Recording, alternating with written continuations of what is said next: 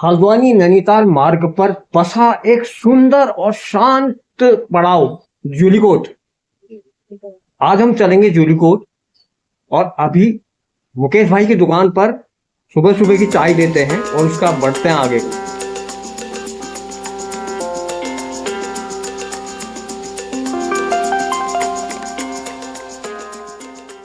मैदानों की गर्मी से निकलकर आज मैं निकल पड़ा हूं पहाड़ों की ठंडी वादियों की ओर। काठगोदाम का दृश्य और सुबह के 9 बजे का समय, लगभग 18 किलोमीटर की दूरी और प्रकृति के बेहद करीब ले जाने वाला रास्ता। 9:10 का समय, गर्मी 9 बजे ही काफी मात्रा में हो चुकी है। ट्रैफिक भी आज बहुत अच्छा खासा चल रहा है। गुलाब घाटी के मोड़ पर तो ज्यादातर जाम लग जाया करता है। अभी मैं गुलाब घाटी मोड़ से पहले वाली जगह पर हूँ, जहाँ से एक रोड भदोनी की ओर गई हुई है। काठगोदाम से चलने के बाद पहला स्टॉपेज रानी बाग। अब मैं पहुंच चुका हूँ रानी बाग में। सुबह की हल्की धूप, गौला नदी का शांत किनारा और सामने पहाड़ों की शुरुआत। रानी बाग से आगे को बढ़ते ही हरे भरे पहाड़ देखने को मिलते हैं और इस प्रकार के कुछ साल के पेड़ों के बीच से निकली हुई ये रोड बहुत जबरदस्त।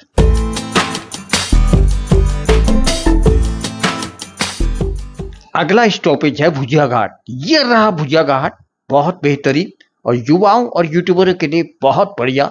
यहाँ पर फोटोग्राफी के लिए बहुत सारे युवा लोग शाम के टाइम पे पहुंच जाते हैं। भुजिया घाट शहर का दृश्य कुछ इस प्रकार का है। युवाओं के लिए मुख्य आकर्षण का केंद्र है भुजिया घाट। यहाँ से जूलीकोट है लगभग 10 किलोमीटर और कुछ मोड़ पार करने के उपरांत ही आ जाता है डोलमार। ये डोलमार का दृश्य है। कुछ दुकानें, अच्छी सी चाउमीन और चाय पानी की दुकानें डोलमार में खुल चुकी है। डोलमार पार करते ही जैसे जैसे ऊंचाई बढ़ती है, हवा में ठंडक घुलने लगती है। चारों ओर चीड़ और बांज के पेड़, पक्षियों की आवाजें और पहाड़ों की शांति।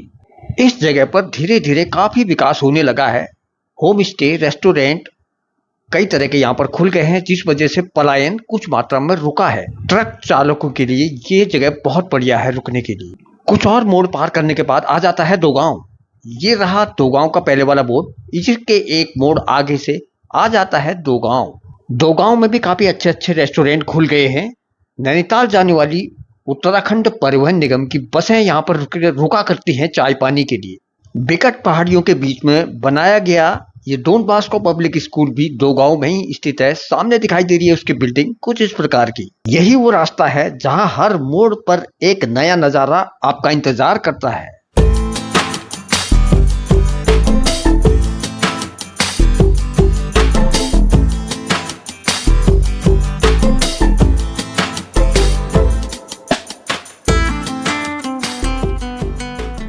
जूलीकोट से 2 किलोमीटर पहले विशेष ठंडक का एहसास होता है। इस जगह पर घने पेड़ होने के कारण काफी ठंडक का एहसास होता है और विशेष मौसम यहाँ से देखने को मिलता है। अगला स्टॉपेज है आम पड़ाव।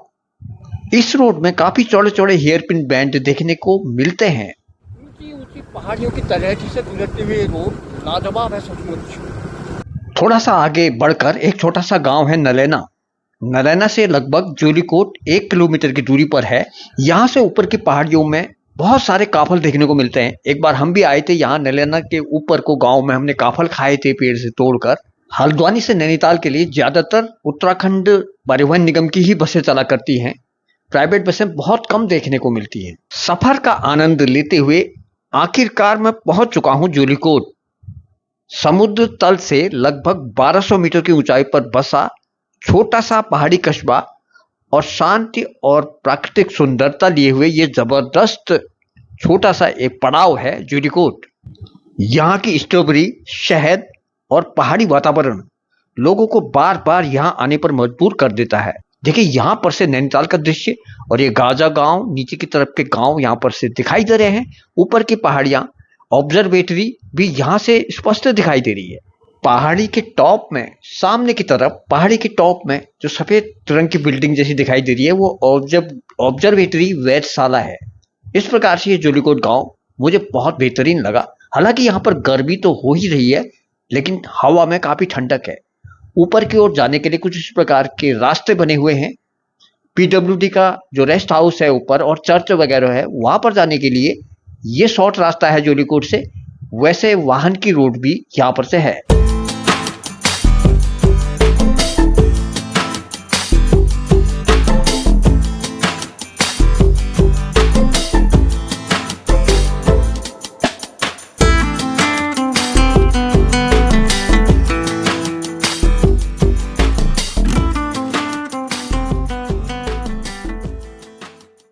जोलीकोट अपने सुहावने मौसम और ठंडी जलवायु के कारण फल और फूलों की खेती के लिए काफी प्रसिद्ध रहा है।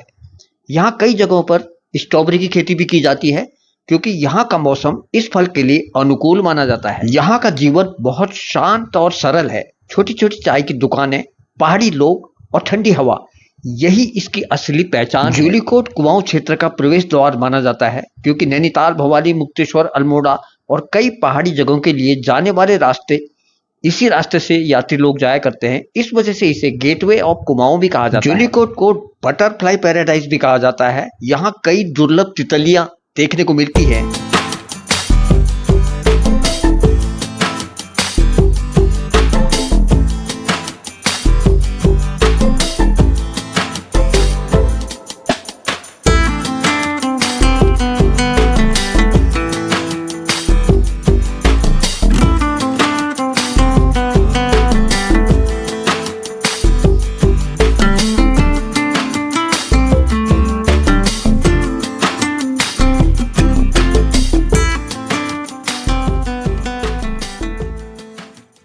जोलीकोट में स्थित ये पुराना चर्च अंग्रेजों के समय की याद दिलाता है। पहाड़ों की शांत वादियों और हरियाली के बीच बना ये चर्च आज भी अपनी सादगी और सुंदरता के लिए माना जाता है। इसी के बगल में पीडब्ल्यूडी का रेस्ट हाउस भी है। इस फील्ड में विवाह समारोह भी संपन्न होते हैं। बहुत सारे प्रोग्राम, फंक्शन वगैरह होते हैं।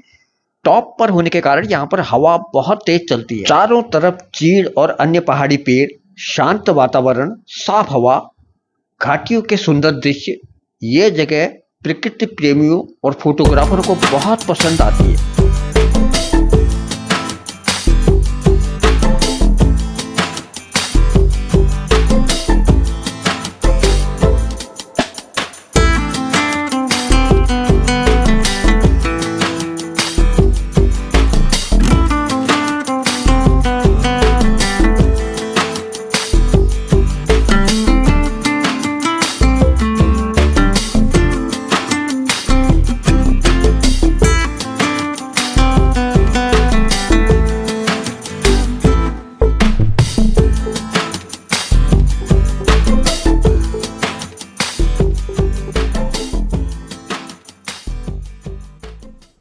इस प्रकार चलती तपती हुई गर्मी से कुछ राहत तो मिली जोलीकोट में।